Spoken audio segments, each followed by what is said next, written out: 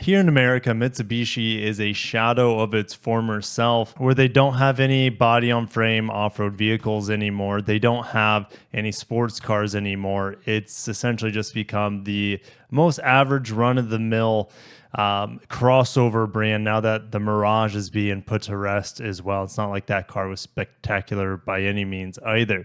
So what we're left with here is we're looking at 2023 is that the sales compared to last year actually down, and the sales really haven't recovered since 2019 after the pandemic happened. Their sales have been, let's just say, less than great. And news just happened this morning that Mitsubishi is pulling out of China.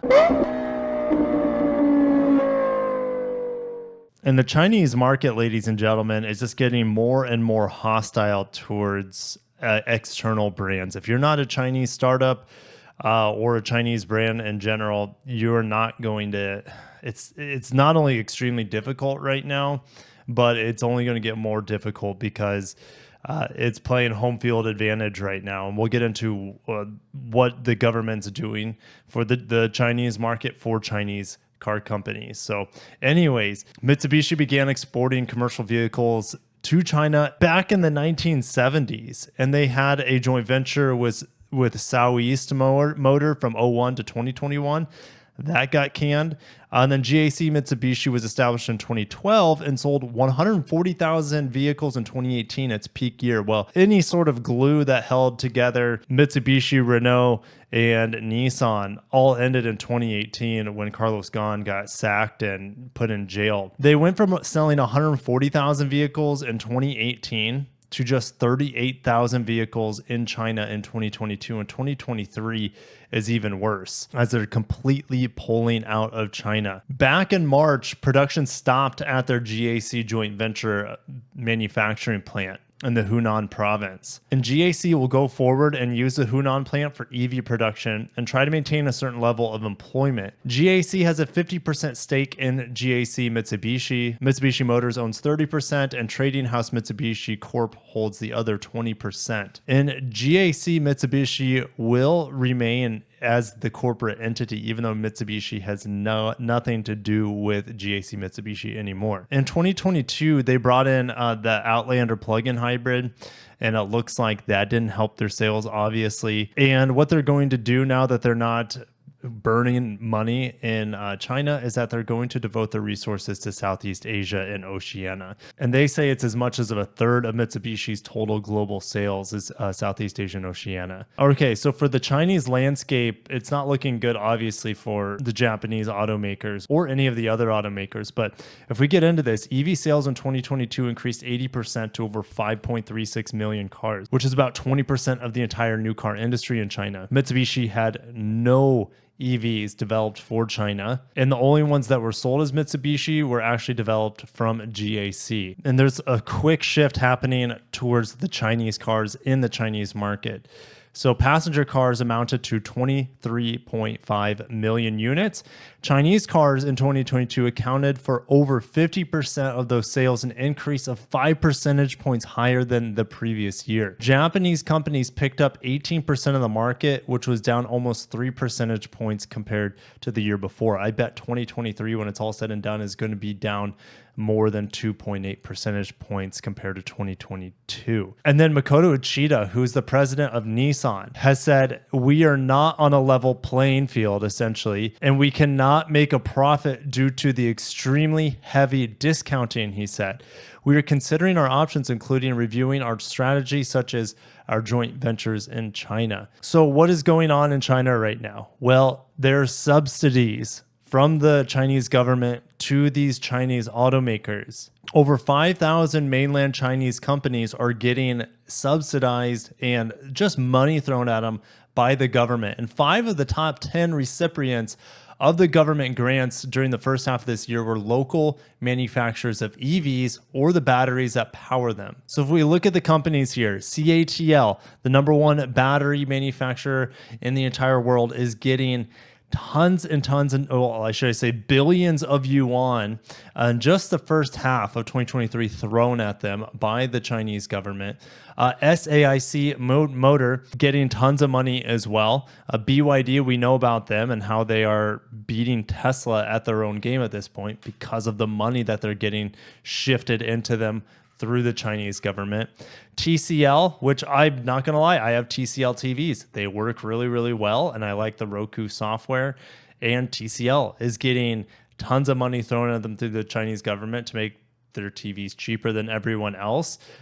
Eve Energy, which makes batteries. Chang'an Automotive. I think Chang'an also has a joint venture with Mazda, if I remember correctly. And SAIC, like we mentioned, gets nearly or about 2 billion yuan from the Chinese government so far this year, reliant on the two separate joint ventures with Volkswagen and General Motors. But they're trying to promote their own brand of EVs separate from those joint ventures. And I think that's why we're seeing so much money pumped into SAIC, so they can pull away from the westernized automakers. And BYD is set to surpass Volkswagen this year as the country's top selling auto brand, closely followed by SAIC on the subsidy list. It received 1.78 billion yuan in the first half, or close to 3 times as much as the year before. That is absurd. It offered no details and filings beyond a statement that over 1 billion yuan of the total grants were provided for autos and auto-related purposes. And for Chang'an Automotive, or Chang'an, I could be butchering it, 856 million yuan government grant came under the label of industrial support. They're just getting handouts to keep their companies afloat so they can reduce prices on their cars, to undercut the Western automotives and auto manufacturers, to essentially starve them to death. And that's what's going on right now. And that's why there's also a 27.5% import tax on Chinese vehicles here in America, because they play by different rules. Also, what's going on in Europe right now, because of these subsidies that are unnaturally boosting these battery manufacturers and car manufacturers out of China, the European Union is saying, well, we need to protect our own automotive industry, so we're going to have to start putting tariffs on these Chinese cars being imported into Europe. So it is absolute warfare right now. It makes me wonder who's going to be the next. I wouldn't be surprised if it's mainly going to be Japanese automakers following like dominoes to get out of China. We know of the historical geopolitical tensions between Japan and China, and things just seem to be getting a little bit worse ever since COVID happened, on the supply chain disruptions and the shutdowns in China for the microchips, etc. So there is actually a split going on in Europe, at least with some of the larger countries there, about what to do with China. France, who actually owns a big portion of Renault. Isn't that bizarre that the government actually owns a huge... I mean, it's not that different than at one point in time with General Motors, right? What was that, 2008, when they got bailed out by the government? So I guess it's not that much different. But France owns a huge part of Renault, and they're saying that they're calling for a strong stance against the Chinese EVs. So France and Renault does not want Chinese EVs to take over in the Western Hemisphere. Germany, who's the biggest foreign player in the world's largest auto market, in China, that's what they have, a huge, between Volkswagen and Audi alone, they have a massive, huge amount of market share in China. And they are wary of retaliation of Beijing if they put in tariffs on these imported Chinese markets. Like, here's the thing. These companies got huge off the benefit of selling to the Chinese market, but you should have known you were playing with fire. You were playing with the devil the whole time. And the German car industry therefore faces a no-win situation. While the imposition of tariffs could draw backlash against German automakers in China, leaving the European market open could leave them facing mounting competition in their home markets from the Chinese manufacturers. I will be updating you guys. My microphone stand just completely snapped in half, so I'm going to be doing the old reporter style here from the way forward. So we're going to end going back to Mitsubishi here. In 2018, they sold 140,000 units in China. In 2023, they are out of the market altogether. Could you imagine that in the United States? And it was 2019, Mitsubishi was selling, 121,000 units. And then, they're not selling great in 2022 and 2023. 2023 actually should rebound a little bit, maybe not to 100,000, but maybe to about 90,000. It's possible. So, but they're far from just calling it quits in our market. They still have a good profitability here, I would say.